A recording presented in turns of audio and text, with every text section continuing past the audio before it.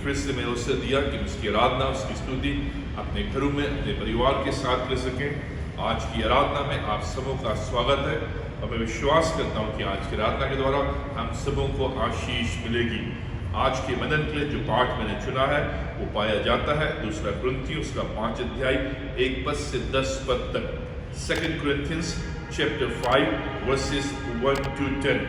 अब हम पिछले कई दिनों से एक विशेष सीरीज को देख रहे हैं जिसका नाम है हार न माने, डोंट लूज योर हार्ट। अब हम इस पत्री के आधार पर इस थीम को देख रहे हैं कि पौलुस कैसे कुरिन्थुस की कलीसिया को और आज हमको ये बताता है कि जीवन में उतार चढ़ाव आएंगे, जीवन में संकट आएंगे, परेशानियां आएंगी, लेकिन हमें हार नहीं मानना है, हमें हियाव बांधे रखना है और उससे हमें आगे बढ़ना है। और पौलुस यहाँ पर अपने अनुभव के द्वारा कुरिन्थुस की कलीसिया को लिख रहा है कि हालांकि मेरे जीवन में उतार चढ़ाव आए हैं और तुम लोग भी मुझे परेशान कर रहे हो, मेरे ऊपर झूठे झूठे आरोप लगा रहे हो और मेरी सेवा को बर्बाद करने में लगे हुए हो, लेकिन मैं जानता हूं कि जिस पर मैं विश्वास करता हूं वो मेरा परमेश्वर है और उसने मुझे सामर्थ दी है, इसलिए हम हियाव नहीं हारते, हम हार नहीं मानते। अब इस खंड में पौलुस एक और विषय को हमारे समक्ष लेकर आता है। मृत्यु जीवन का अंत नहीं, death is not the end of life. और पौलुस यहाँ पर इस बात को हमारे सामने रख रहा है कि इसलिए हम जीवन में हार नहीं मानते हैं, हम हिवाव नहीं छोड़ते हैं, क्योंकि मृत्यु जीवन का अंत नहीं है। अब पौलुस इस खंड में 2 शब्दों का प्रयोग करता है, देह के लिए 2 शब्दों का प्रयोग करता है। एक तो टेंट जिसे हिंदी में डेरा कहा गया है और दूसरा बिल्डिंग जिसे हिंदी में भवन कहा गया है। अब पौलुस इन 2 शब्दों को देह के लिए, बॉडी के लिए, शरीर के लिए प्रयोग करता है कि मृत्यु से पहले की जो देह है वो किस प्रकार की है और मृत्यु के बाद की जो देह है वो किस प्रकार की है। अब पौलुस यहाँ पर इस बात को हमारे सामने रख रहा है कि जो मृत्यु से पहले की जो देह है उसे टेंट के रूप में प्रस्तुत करता है, उसे डेरे के रूप में प्रस्तुत करता है। टेंट अभी हमारे जीवन को, देह को बताती है। अब जो टेंट है, जो डेरा है, उसकी तुलना हमारी देह से की गई है। जो हमारी देह है, जो हमारी बॉडी है, उसकी तुलना पौलुस टेंट से या डेरा जो हिंदी में है उससे करता है। हमारा जो शरीर है, हमारी जो बॉडी है, हमारा जो देह है वो टेंट के समान है, टेम्पररी है, मेकशिफ्ट है, अस्थाई है, टिकाऊ नहीं है, सुकड़ने लगती है, झुर्रियां इसमें आ जाती हैं, हड्डियां गलने लगती हैं, जो आर्टरीज हैं, जो गुर्दे हैं वो कमजोर हो जाते हैं, हृदय कमजोर हो जाता है, आंखों की जो रोशनी है वो कम हो जाती है, दांत टूटने लगते हैं, बैक प्रॉब्लम आती है, हाथों और पैरों में थकान आती है, मसल्स कमजोर हो जाते हैं, जो शरीर का भाग है वो इधर उधर निकलने लगता है, धीरे धीरे बूढ़े होते हैं और शरीर गिरने लगता है और टेंट की तरह एक दिन ये शरीर भी गिर जाता है। ये पौलुस कह रहा है जो टेंट है वो कीलों में गाड़ा जाता है और कीलों की सहायता से वो खड़ा होता है, लेकिन वो टेम्पररी है, वो अस्थाई है, वो टिकाऊ नहीं है, वो पुराना हो जाता है, उसका रंग भी दूर हो जाता है, उसका रंग बिखरने लगता है, खिंचने लगता है, फटने लगता है और अंत में गिर जाता है। उसी प्रकार से हमारा जो शरीर है, हमारी जो बॉडी है, हमारा जो देह है वो टेंट के समान है। पौलुस कह रहा है मृत्यु से पहले की जो देह है, मृत्यु से पहले की जो बॉडी है वो टेंट के समान है, जो धीरे धीरे पुरानी होती जाती है और बूढ़ी होने लगती है और अंत में गिर जाती है, जैसे टेंट गिर जाता है। कुछ और समय हम इस शरीर को खींच सकते हैं विटामिन लेने के द्वारा, हेल्दी फूड लेने के द्वारा, एक्सरसाइज करने के द्वारा हमारा जो शरीर है वो कुछ और दिन चल सकता है, लेकिन जो हमारा शरीर है, हमारी जो देह है, ऐसे प्रोग्राम इसको किया गया है कि जो हमारा देह है वो धीरे धीरे मृत्यु की ओर बढ़ता है। बॉडी में जो सेल्स हैं ऐसे प्रोग्राम किए गए हैं कि ये सेल्स हमारी बॉडी को मरने की अवस्था की ओर ले जाते हैं। एक वयस्क व्यक्ति जो है, एक एडल्ट व्यक्ति जो है, उसके जीवन में प्रतिदिन 50 से 70 अरब सेल्स मरते हैं। 50 to 70 बिलियन जो सेल्स हैं वो एक एडल्ट व्यक्ति के शरीर में, एक वयस्क व्यक्ति के शरीर में नष्ट होते हैं। प्रति सप्ताह ये जो सेल्स हैं 350 बिलियन सेल्स हमारे शरीर में नष्ट होते हैं। आज के दिन 50 to 70 बिलियन सेल्स हमारे शरीर में नष्ट हुए हैं। इसलिए हमें सोने की आवश्यकता होती है, हमें आराम करने की आवश्यकता होती है। हम थक जाते हैं और हम आराम करते हैं।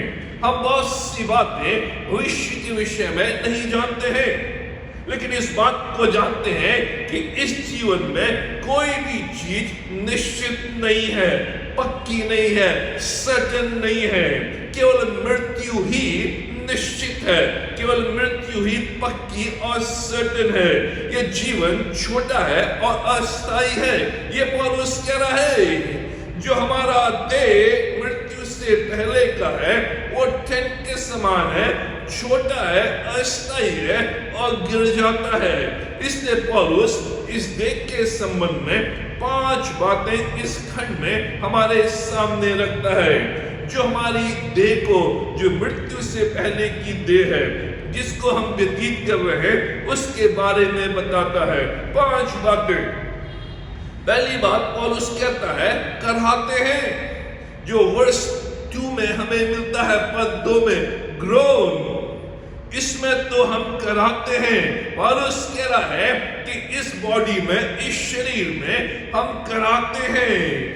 दर्द के कारण कराहते हैं, पीड़ा से कराहते हैं, दुख के कारण कराहते हैं, बीमारी के कारण कराहते हैं। हम ग्रोन करते हैं। इस शरीर की जो पीड़ा है हमें दर्द देती है, हम कराहते हैं और बराबर हम इस शरीर में कराहते रहते हैं। दूसरी बात पौलुस कह रहा है इस शरीर के बारे में लालसा करते हैं। पद 2 डीपली लॉन्गिंग, और बड़ी लालसा रखते हैं। इस शरीर में हम बड़ी लालसा रखते हैं। ये जो शरीर है, ये जो देह है, ये अधिक से अधिक लालसा करता है। देह की जो भूख और प्यास है ये कभी पूरी नहीं होती है। इसलिए मनुष्य दौड़ता भागता है, पागलों की तरह नौकरी करता है, इधर दौड़ता उधर भागता है, दिन भर पागलों की तरह भागता है, जिससे कि इस देह की भूख और प्यास को वो पूरा कर सके, क्योंकि उसकी देह संतुष्ट नहीं है, नॉट कंटेंट, नॉट सेटिस्फाइड। इसलिए ये दिल मांगे और अधिक ये शरीर हमसे मांग करता है। इस देश से पीड़ा जुड़ी हुई है, इस देश से लालसा जुड़ी हुई है। और पौलुस कितना सत्य और ठीक विवरण इस देह के बारे में करता है। कहता है कि ये देह कराती है, पीड़ा के कारण ये देह लालसा करती है, क्योंकि कभी भी इसमें संतुष्टि नहीं है। तीसरी बात पौलुस इस देह के विषय में बताता है, झूठे मुखौटे, जो पद 3 में पौलुस हमारे सामने रखता है। फॉल्स इमेज, नंगे न पाए जाएं। हम इस शरीर को ढकते हैं जिससे कि हम नंगे न पाए जाएं। और उस कह रहा है हमारा शरीर जो है, हमारा जीवन जो है वो नकाब पहने हुए है। हर एक व्यक्ति नकाब पहने हुए है, उसने मुखौटा पहन रखा है, और इसलिए वो अपनी असलियत को छुपा कर रखता है। वी हाइड आवर रियलिटी, हम अंदर कुछ है और बाहर कुछ है। हमने मुखौटे पहन रखे हैं जिससे कि हमारी अच्छी इमेज लोगों को दिखाई दे, हमारा अच्छा व्यक्तित्व लोगों को दिखाई दे, लेकिन वो मुखौटे हैं। और हर व्यक्ति अपनी वास्तविकता को छुपाए हुए है, अपने नंगेपन को छुपाए हुए है और उस नकाब के कारण वो लोगों को अपनी असलियत नहीं दिखा पाता है। झूठे मुखौटे इस शरीर में धारण किए गए हैं। चौथी बात इस देह के संबंध में पौलुस कहता है, बोझ से दबे हैं, बर्डन, हम इस डेरे में रहते हुए बोझ से दबे कर आते हैं। ये जो शरीर है ये बोझ से दबा हुआ है, ये भार से दबा हुआ है, कर्ज का बोझ, एहसानों का बोझ। लोगों ने हमारे ऊपर एहसान किए हैं, उन एहसानों के तले हम दबे हुए हैं। परेशानियों का बोझ, काम का बोझ, पाप का बोझ, शर्म का बोझ, बीमारी का बोझ। हर व्यक्ति किसी न किसी प्रकार के बोझ से, भार से दबा हुआ है। अमीर से अमीर व्यक्ति भी बोझ से दबा हुआ है, गरीब से गरीब व्यक्ति भी बोझ से दबा हुआ है। ये शरीर बोझ से दबा हुआ है। पांचवी बात इस शरीर के विषय में पौलुस कहता है, मरणहार शरीर में ध्यान, पद 4, फोकस, क्योंकि हम उतारना नहीं वरन और पहनना चाहते हैं, ताकि वह जो मरणहार है जीवन में डूब जाए। पौलुस कह रहा है कि हम जानते हैं कि ये शरीर में पीड़ा है और हम पीड़ा के कारण कराते हैं। ये शरीर में लालसा है, उस लालसा को पूरा करने के लिए हम दिन भर दौड़ भाग करते हैं, हम झूठे मुखौटे पहनते हैं, बोझ से दबे हुए हैं। और ये शरीर टेंट के समान है, मरणहार है, थोड़े दिनों में चला जाएगा, नष्ट हो जाएगा। लेकिन हम इस मरणहार शरीर में ध्यान करते हैं, इसमें हम फोकस करते हैं, ये जानते हुए ये शरीर, ये देह थोड़े दिनों का है। ये जो देह है अस्थायी है, ये जो देह है मृत्यु की ओर जा रही है। फिर भी हम इस पर ध्यान देते हैं, इस पर हम इन्वेस्टमेंट करते हैं। इस देह की वैल्यू घटती जा रही है, लेकिन हमारा इन्वेस्टमेंट इस देह में और भी अधिक होता जा रहा है। हम जानते हैं कि ये देह मरणहार है और मृत्यु की ओर जा रही है, लेकिन फिर भी हमारा अधिक ध्यान इस देह के ऊपर है। ये मृत्यु से पहले की देह है। अब पौलुस यहाँ पर मृत्यु के बाद की देह के बारे में भी बताता है, जो 5वें अध्याय के पहले पद में पौलुस हमारे सामने इसका विवरण रखता है। पद 1, क्योंकि हम जानते हैं कि जब हमारा पृथ्वी पर का डेरा शरीर का घर गिराया जाएगा, तो हमें परमेश्वर की ओर से स्वर्ग पर एक ऐसा भवन मिलेगा जो हाथों से बना हुआ घर नहीं परंतु चिरस्थायी है। पौलुस अब यहाँ पर उस देह के विषय में बात कर रहा है जो देह मृत्यु के बाद की है। जो मृत्यु से पहले की देह है वो गिराया जाएगा। पौलुस कह रहा है हमारा पृथ्वी पर का डेरा जो टेंट है वो गिराया जाएगा, लेकिन परमेश्वर की ओर से स्वर्ग पर एक ऐसा भवन मिलेगा जो हाथों से बना हुआ घर नहीं परंतु चिरस्थायी है। पौलुस कह रहा हम जानते हैं, पद 1 में और पद 6 में पौलुस कहना है हम जानते हैं कि हमारा जो देह है मृत्यु से पहले वो मरणहार है, वो टेंट के समान है, गिर जाएगा। लेकिन जो मृत्यु के बाद का जो देह है वो परमेश्वर के द्वारा बनाया गया है, वो चिरस्थायी है। उस देह की हम लालसा करते हैं। मृत्यु के बाद यह देह बदल जाएगा, मृत्यु के बाद ये बॉडी बदल जाएगी। जो टेंट है वो बिल्डिंग में बदल जाएगी, जो तंबू है वो भवन में बदल जाएगा। पौलुस यहाँ पर मृत्यु के बाद की देह के लिए जो शब्द प्रयोग कर रहा है वो है बिल्डिंग, वो है भवन।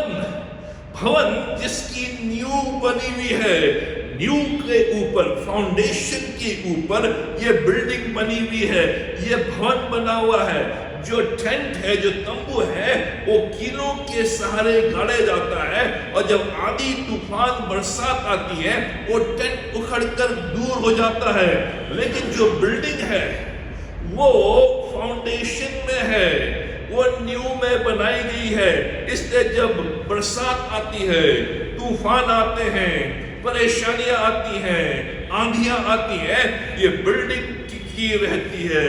पौलुस कह रहा है ये जो देह है मृत्यु के बाद जो हमें मिलेगी, जिस पर हमें ध्यान देना है, जिस पर हमें फोकस करना है, ये जो देह है ये स्थायी है, ये परमानेंट है, अनंत है, इटर्नल है, परमेश्वर के द्वारा बनाई गई है, अनंत है, स्वर्गीय है, हेवनली है। इस मृत्यु के बाद की देह को ध्यान में रखकर हमें इस संसार में जीना है। ये जो मृत्यु के बाद की देह है ये चिरस्थायी है, ये अनंत है, परमेश्वर के द्वारा बनाई गई है। ये देह जब हम प्राप्त करेंगे, इस देह में ना पीड़ा होगी, ना बोझ होगा, ना लालसा होगी, ना बीमारी होगी। इस पर हमें ध्यान देना है, इस पर हमें इन्वेस्ट करना है। पौलुस कह रहा है हमारा जो ध्यान है इस देह के ऊपर, मृत्यु के बाद की जो देह है उस पर हमारी आंखें हैं, उस पर हमारा ध्यान है, उस पर हमारी नजरें हैं।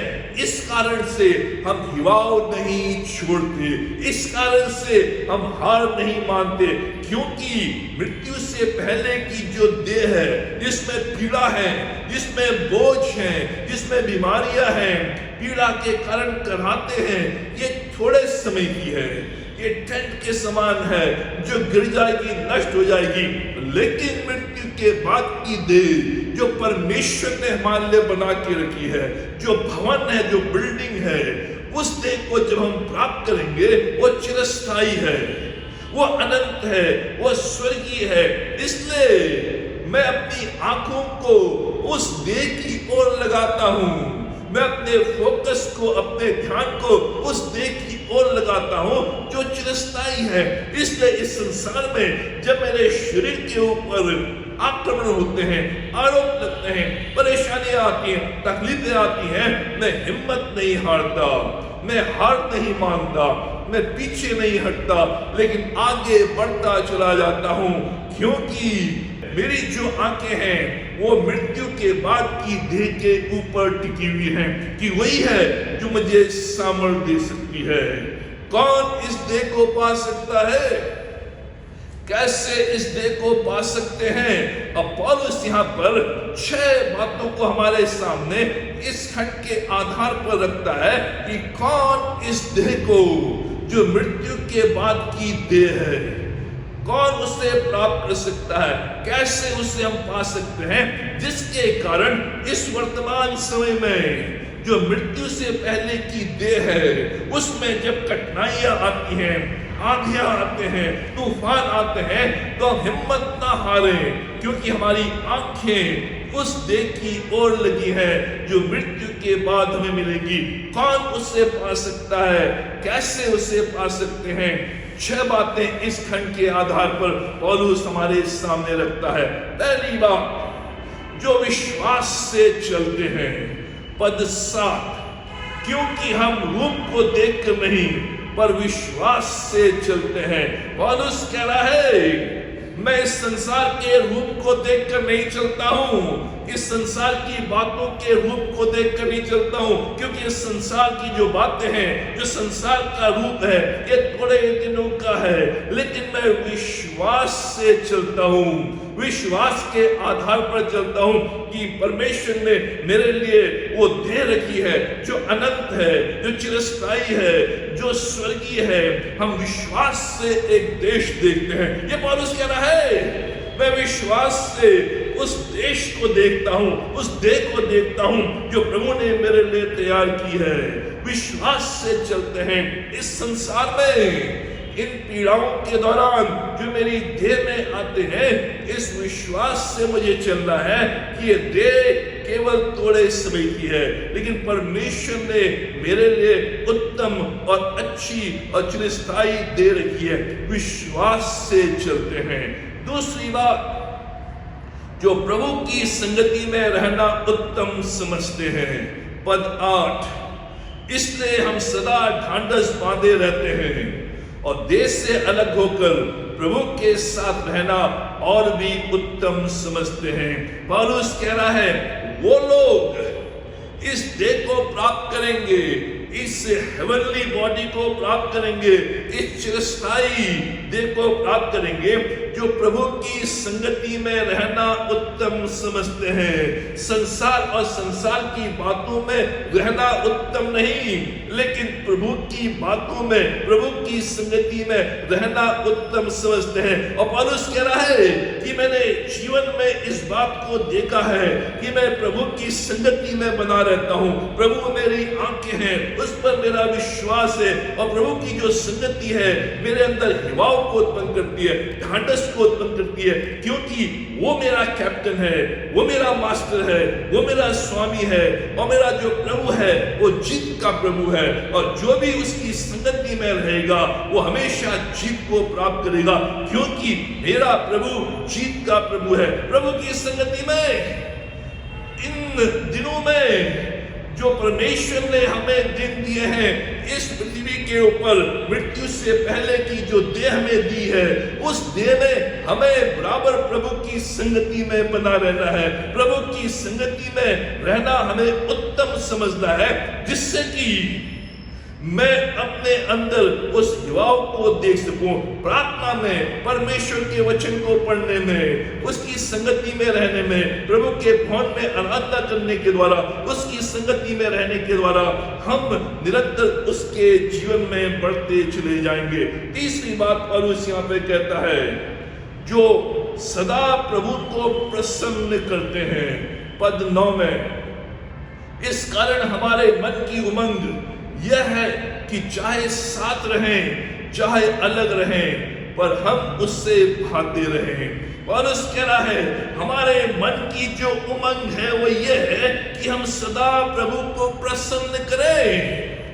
जो मृत्यु से पहले की देह है, उस देह में इस बात की लालसा है कि मैं कैसे अपने आप को संतुष्ट करूं, कैसे अपने आप को कंटेंट करूं, और भागता दौड़ता रहता हूं। लेकिन पौलुस कह रहा है इस देह में मेरे अंदर जो उमंग है, मेरे अंदर जो लालसा है, वो ये कि हम हमेशा प्रभु को भाते रहें। मेरे जीवन के द्वारा, मेरे व्यवहार के द्वारा, मेरे कार्य के द्वारा प्रभु प्रसन्न हो, और जब प्रभु प्रसन्न है तो उसकी सामर्थ, उसकी आशीष मेरे जीवन में, इस संसार में, इस देह में रहते हुए हम सदा प्रभु को प्रसन्न करें, जिससे कि जब हम उस संसार में जाते हैं, उस बॉडी में प्रवेश करते हैं, वहां भी हम उस देह में प्रभु को प्रसन्न करें। चौथी बात जो पौलुस हमारे सामने रखता है, जो अपने कामों की समझ रखते हैं। पद 10, क्योंकि अवश्य है कि हम सबका हाल मसीह के न्याय के आसन के सामने खुल जाए, कि हर एक व्यक्ति अपने अपने भले बुरे कामों का बदला जो उसने देह के द्वारा किया है पाए। यहाँ पे पौलुस इस सच्चाई को हमारे सामने रख रहा है कि हमें अपने कामों की समझ हो। पौलुस कह रहा है वो दिन आने वाला है जब प्रभु यीशु मसीह के न्याय के आसन के सामने खड़े होंगे, उस समय हमारे भले कार्य और बुरे कार्य प्रकट होंगे, उसका बदला हमें मिलेगा। पौलुस कह रहा है लोग मेरे विषय में झूठी झूठी बातें कर रहे हैं, मेरे चरित्र के विषय में, मेरी सेवा के विषय में, मेरे कार्यों के विषय में, लेकिन मुझे अपने कार्यों की समझ है, मुझे अपने व्यवहार की समझ है। मैं क्या कार्य कर रहा हूं, मैं कैसे विचार सोच रहा हूं, क्या मेरे हृदय के अंदर है, क्या मेरे मस्तिष्क के अंदर है, क्या मेरे हाथों के द्वारा कार्य हो रहे हैं, उनकी समझ में रखता हूं।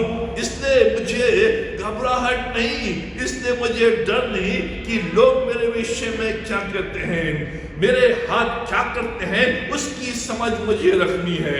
मेरे पैर कहाँ जाते हैं, उसकी समझ मुझे रखनी है। मेरा मस्तिष्क क्या विचार करता है, उसकी समझ मुझे रखनी है। मेरे दिल में कौन सी भावनाएं उत्पन्न हो रही है, उसकी समझ मुझे रखनी है। मेरे कान क्या सुन रहे हैं, उसकी समझ मुझे रखनी है। मेरे मुंह क्या बोल रहे हैं, उसकी समझ मुझे रखनी है। और उसके कह रहा है अपने कामों की समझ रखें। क्योंकि उस दिन उसका बदला तुम्हें दिया जाएगा।